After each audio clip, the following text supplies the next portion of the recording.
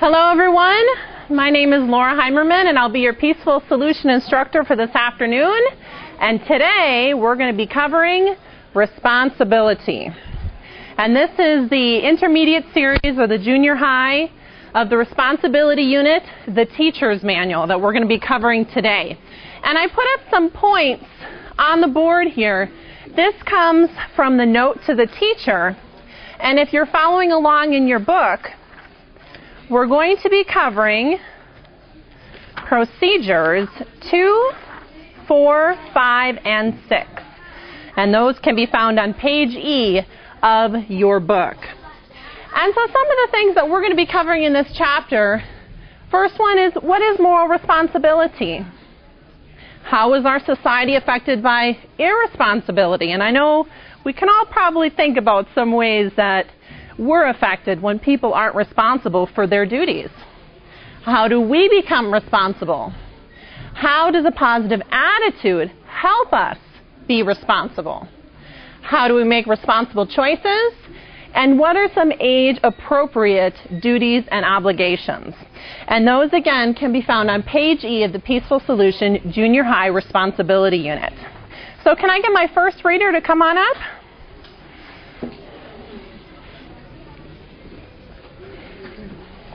Okay, this is from the Junior High Responsibility Unit, page 3. In this unit, you will learn how to develop the positive character trait of responsibility. Because, believe it or not, people are not born knowing how to be responsible. Responsibility, like respect and self-control, must be developed over time. Being responsible means you are someone others can count on to fulfill your duties and obligations. But most of all, you can count on yourself to make choices that are positive and supportive of your moral character development. Thank you very much. And that was found on page 3 of your book, if you have it with you. And like the reader just said, responsibility has to be developed over time. It's not just something you're born with. It is something that you have to be taught, like the other aspects of the Peaceful Solution. You do need to be taught them. And so, thankfully for us, we have a great book that helps us. And even though it's geared towards junior high, and some of the examples are for being responsible and doing your homework, but we can apply them to us as adults and know that we may not have homework to do per se, but we have housework and we have a lot of other responsibilities besides the ones that may be listed in this book. Can I get my second reader to come on up?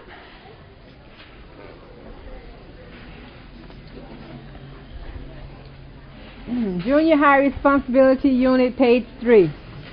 You learn how to be responsible through everyday tasks, interactions, and experiences.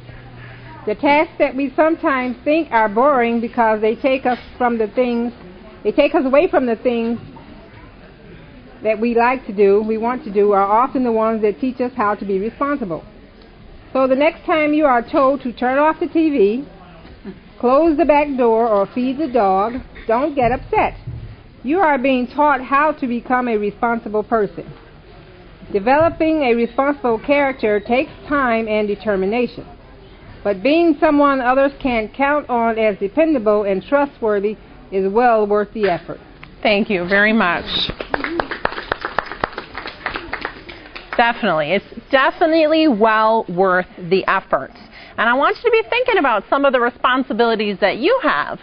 So whether it's feeding the dog or doing something besides feeding the dog, start thinking about your responsibilities, because I'm going to be asking you that later on. And if we turn the page here, if you have your books, on page 4 it talks about being responsible. Is it really that important? What do you think? Is it really that important? Yes, it is. It really is that important.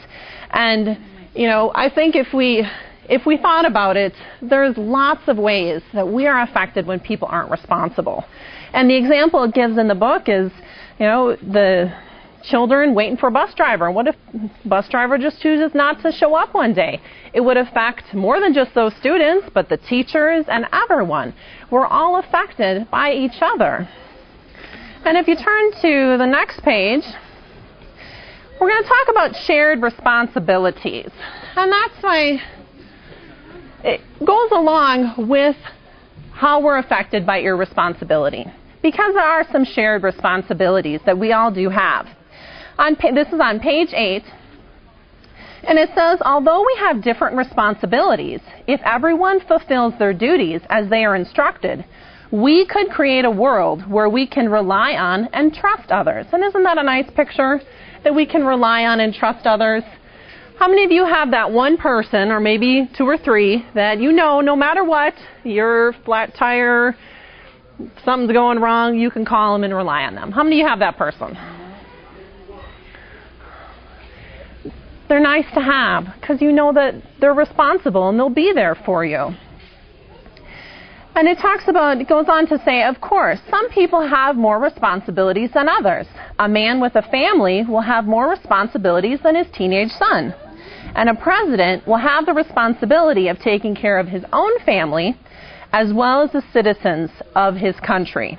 And regardless of how varied our duties are, there are some responsibilities that should be shared by all. So what do you think some of those are? What are some shared responsibilities that no matter who we are, whether we're the President of the United States or his teenage daughter, what are some of those shared responsibilities that we're all responsible for? Yes? I think that we all need to make sure we do our part to keep the earth clean, not pollute or litter. Nice. Yes, keeping the earth clean, not polluting or littering. Come down here. Yes, could you? Your parents, you share responsibility and teach your children to do the right things. So you'll share that responsibility in that. Absolutely. Parents have they are responsible for their children and making sure that they're taught, especially the peaceful solution. Yes, both great answers. Anything else? Shared responsibility? Yes, ma'am. And also, if you're a parent, I feel the parents are responsible for teaching their children to be respectful and dependable. Yes, respectful and dependable, both important character traits to teach your children. Great answers. Anything else? Okay, well, let's keep moving on here. And can I have my reader number 3 come on up? We are morally responsible for each other. A moral person is able to choose between what is right and wrong, and is respectful of others. He would never intentionally hurt others or steal from them. When we lack moral responsibility towards each other, society suffers. This is apparent by the high rate of crime, violence, war within our world. By being morally responsible to each other, we can avoid the hatred and the hostility that leads to violence and war. Treating each other with respect by not being verbally or physically abusive are examples of being morally responsible. Thank you very much. Thank you. So those are just some of the ways, like you had said before, but also, in how society is affected, and we're affected by the crime, the violence, the war. These things affect us as individuals. And so we are morally responsible, and we have that shared responsibility towards each other to make sure our children are being taught the peaceful solution, that we ourselves are practicing it and putting forth that effort to make sure that we're not only responsible towards each other, but also respectful and have those other positive character traits. So that's important. Can I have my reader number 4 come on up?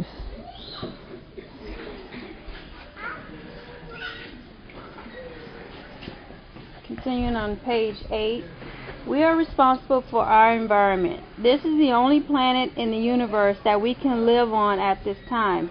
We rely on our planet Earth to sustain our lives. Yet, every day we deplete the Earth of its natural resources and pollute the air, land, and seas. Even our food sources are polluted at this time. Food and water contaminated by pollution have been known to cause serious diseases within the human body. It is up to everyone to take responsibility for preserving and caring for our planet's natural resources. Thank you very much. And that's very true. Like the first comment that we had when we started this.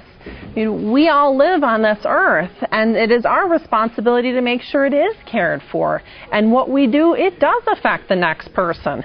So the choices that we make, as simple as throwing something out the window, that affects someone else. It affects all of us to see that trash laying there. But also in the other things that we do to make sure that we're not being wasteful. We're using only what we need and not taking more for ourselves, because we're getting to a point where there isn't enough left for everybody else because people aren't responsible for the environment. So those are very important things to keep in mind, that we have these shared responsibilities. And now we're going to go on over to page 9. I'm going to ask you a question here. What are some of your responsibilities? So we just talked about shared responsibilities, the ones that we all have, but what are some individual responsibilities that you might have, and how do you think you learned to be responsible? How do you think you learned it? I'll give you a minute to think about it as you go through your day. I got some hands in the back. Let me walk up to you. Would you mind standing? That way everybody can hear you a little better. Well, I have responsibilities around my house. My daughters do a lot, but I do my own laundry and my husband's laundry, things like that. But then with my job, I have a lot of responsibility for making sure our clients are taken care of. And I learned those things through the example of my boss, where I actually would listen in as he went through demos and instructed the clients and helped them, and I follow the example that he set up. And same with my daughters, I try and set an example for the way I want them to do their responsibilities. Nice. Very nice. Great. Let's give her a hand. So she learned from her work experience through her boss how to be responsible. Great. Any other ones who'd like to share? Yes, ma'am. You could stand and everybody can hear you better. Right now I'm in the process of helping my granddaughter. She wanted to earn some money each week. And so the agreement was, you come in and you do the house cleaning for me. So that takes care of my mopping, my dusting, folding of towels, and different things that she can learn to do. Earn money, but be responsible to get the things done. Nice. Very nice. Teaching future generations to be responsible. Very important. Anyone else want to share? Yes, ma'am.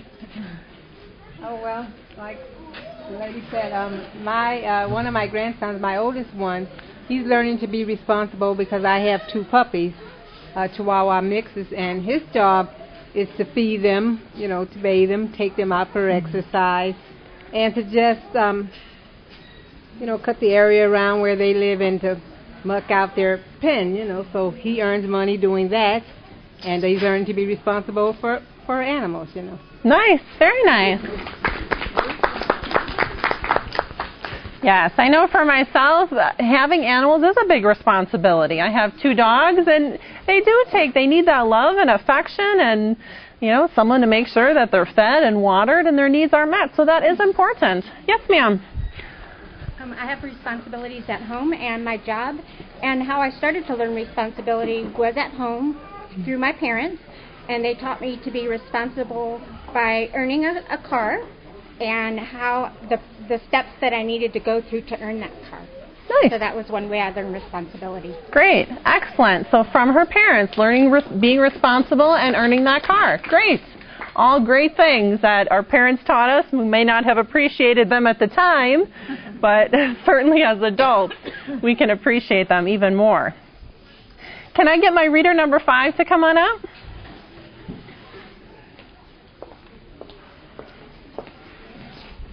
Page 9. How is responsibility learned? Responsibility is a trait that is developed. What you have been taught in regard to how you treat others, how you treat possessions, how you work, and even how you play help you to develop the character of responsibility. In other words, you have to be taught to be responsible in everything you do. Your first lessons in learning to be responsible most likely came from your parents or your guardians. Great, thank you. And that's true. I mean, if we think back, How many of you could say that? How many of you think it was parents, guardians that taught you that responsibility? Or maybe, and some people, if you grew up in a dysfunctional family, it may have been a teacher or another influential adult that was in your life. So it can really be, in many cases, it may not just be a parent.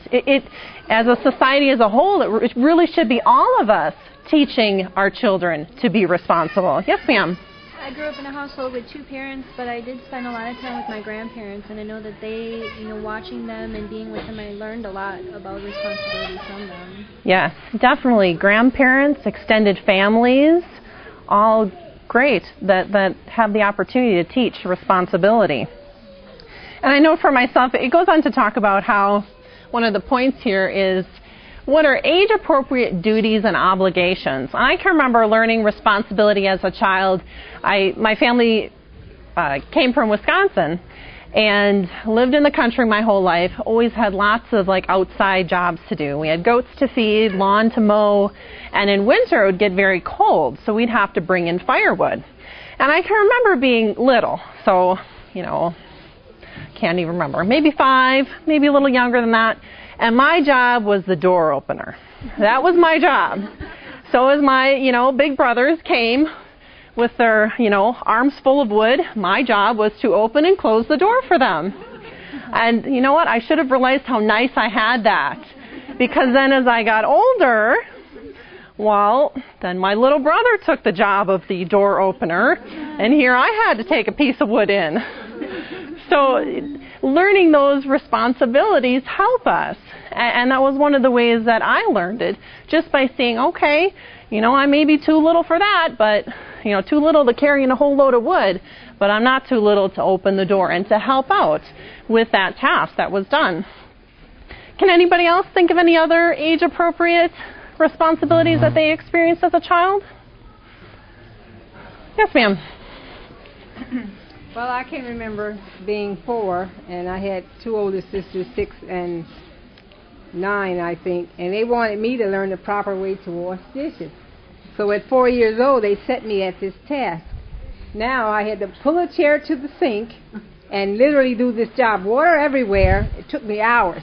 But do you know, after a few times of having to do it over, I learned that you really have to wipe the plate and not rinse it, and that was a responsible thing that they took on chore for me. Great. That's a great example. That's a great example. And now, two very important aspects of learning to be responsible is not only to have that willing attitude, which I think we can kind of hear in our voices, of wanting to do it and that positive mindset, but also following the instructions the way we're given them. And even as adults, I know, especially in our work or even in home, making sure that we're doing, if we've been instructed to do it a certain way, to make sure that we do it that way. So we're going to move on to some of the do's and don'ts of responsibility. And this is on page 11 of your book if you're following along with me. And we're going to start with some of the do's. And as you read these, I'd like you to keep in mind some reasons why these are important, why it's important to have these. So the first one is do have a positive attitude about your duties. Why is this one important? Oh, lots of hands. Great. Yeah, over here. Well, I believe that having a positive attitude will automatically give you the desire to want to do it right. Mm-hmm. And that would, of course, follow through in finishing the job correctly. Very nice. Yes. Covers a bunch of them. One more. Why is it important to have a positive attitude? Yes. Just to add to what she said, it affects the quality or the value that you put into accomplishing the task. Nice. It affects the value. It does. It really does. If you think about it, let's give her a hand. Definitely. When you have that positive attitude, positive mindset, you do take more value in the work that you've accomplished. That's great. Number 2. Do make every effort to do exactly as instructed. Why is this one important? I think yes. If you don't do exactly as you're instructed, you could cause hurt or harm to somebody else. So it's very important that when you're given an instruction, that you follow it exactly as it's given to you. Nice. Yes, definitely. Because we may not always know why we're given an instruction to do it a certain way. And she's right. It could cause harm to someone or even to ourselves if we don't do it exactly as we're instructed. And I know children, I'm a teacher by day, so I know my students don't always understand why I'm telling them to do it a certain way. But most of the time it's because I've done it the other way. And I've seen the negative consequence that came from it. And so it is important, whether it's, our boss telling us a certain way, but it is important to do it as we've been instructed. It really is. So number 3 is do put your responsibilities before doing other things. Why is this one on the do list? What do we think? Yes, ma'am, in the back. Well, first off, it's really easy to get caught up in the things you want to do and run out of time to do the things that you need to do. But because you need to do them, it's best to go ahead and get them done because they may take longer than you think as well. And there's a reason that they have to be done. Yes, very nice.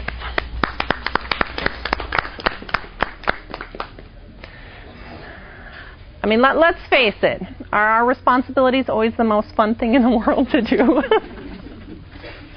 I mean, most of the time, our list of things we want to do, we'd much rather do that list as opposed to our other list. But it is important that we prioritize and put those things before, make sure that we do the things we need to do so then we can do the things we want to do. And that's an important thing to remember. And that's also an important thing to teach children, that, okay, it's time, this is a task that's going to benefit our whole family. We need to do this, and then you can have the time to do what you would like to do. But to teach them the value of responsibility. So that's important. Number 4, do your best work regardless of who you are doing it for. What about this one? So how come I can't just do it halfway for this person and, well, I like this person. She compliments my work. Why can't I do that? Why is that not being responsible? Yes, ma'am. I think that when you do your very best work for no matter who you're doing it for, it shows, first of all, that you can be trusted and relied upon to do anything you're asked to do.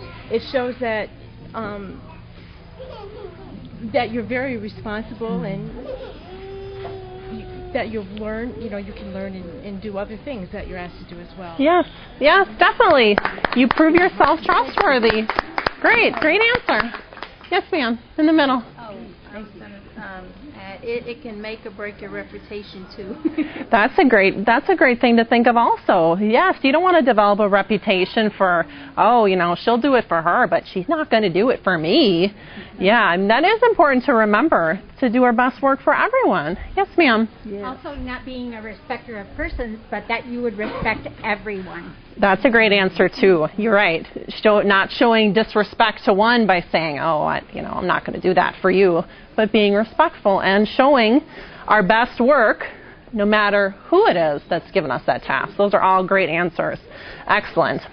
And number 5, do take any duty seriously and complete what you start. Why is this one important? What do you think? Yes, ma'am. Well, you should take it seriously depending on, you should take it seriously anyway if someone asks you to do something, but completing the chore or whatever it was that you were asked to do is vitally important because it's like the ripple effect, it reaches out, it branches out to whoever asks you to do what, depending on what that is. And also, it shows responsibility in the fact that you can complete a task and finish it for, depending on the age group or whoever is given a task, they oftentimes will let it fall slack or not complete it, see it to the end, and then we forget, we tend to forget. Or we don't follow the instructions that we were given completely because we have allowed something else to intervene with our thoughts, and we failed to complete what it was that we were given. Mm-hmm. Yes, it is. It's very important, like she said. We can't let those internal or external distractions keep us. Yes, ma'am. I think with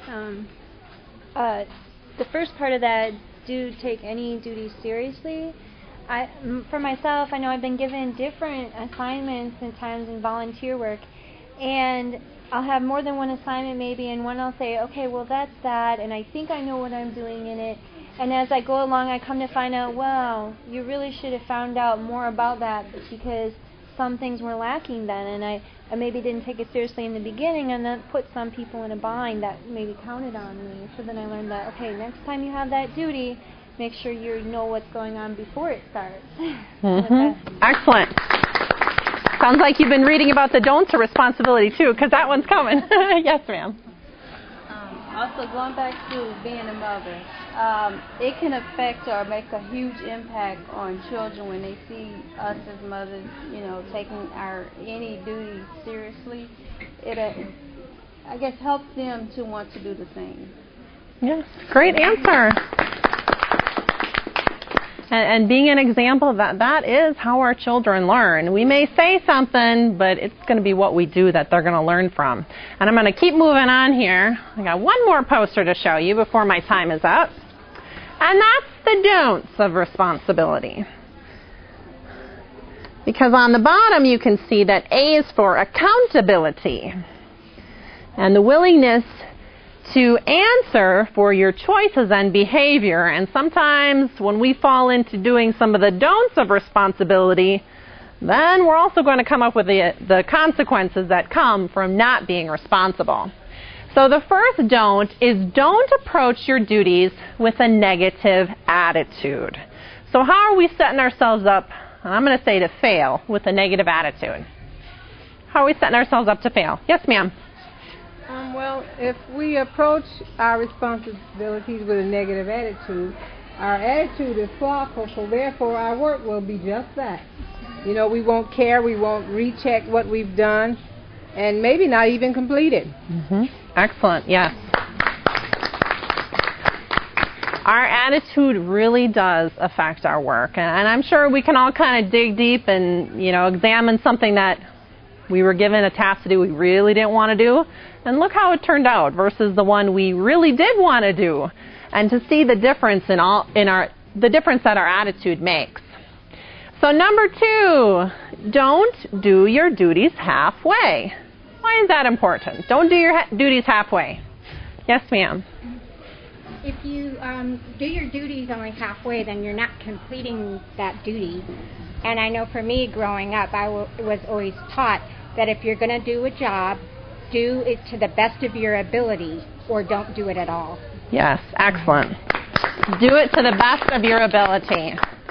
And the last one here is don't procrastinate. I think that's pretty self-explanatory. Not to put those things we want to do ahead of the things that we need to do and be responsible for them. And I really want to encourage you, if you haven't gotten this book, to do so. It's a great book. We've just hit upon Chapter 1. Some of the things talking about moral responsibility, talking about ways we become responsible, and how positive attitude helps us to be responsible. Because all these things, we can help ourselves and each other make those responsible choices. So I encourage you to get this book, to read it, and to really make it a part of you, because it'll make you a better person if you put this to practice in your life, and the others around you will appreciate a responsible person. So thank you for your time, and I'll now turn the class back over to the next teacher.